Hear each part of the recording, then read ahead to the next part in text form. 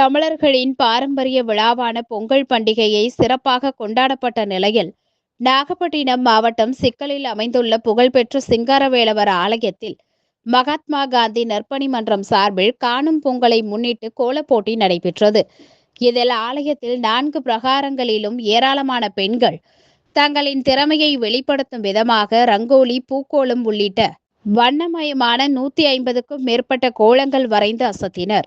இதில் பக்தர்களுக்கு விழிப்புணர்வு ஏற்படுத்தும் வகையில் செல்போன் பயன்பாட்டால் ஏற்படும் தீமைகள் குறித்தும், பெண்கள் மீதான பாலியல் வன்கொடுமை குறித்தும், மதுவினால் ஏற்படும் தீமைகள் குறித்தும், யோகா, குழந்தைகள் கருவில் குழந்தைகள் வளரும் விதம் குறித்தும், சுற்றுச்சூழலை பாதுகாப்பது குறித்தும், இறைவனின் திருவுருவ படங்கள், மழைநீர் சேகரிப்பு உள்ளிட்டவை குறித்து தத்ரூபமாக வண்ண கோலங்களாக வரைந்து காட்டினர்.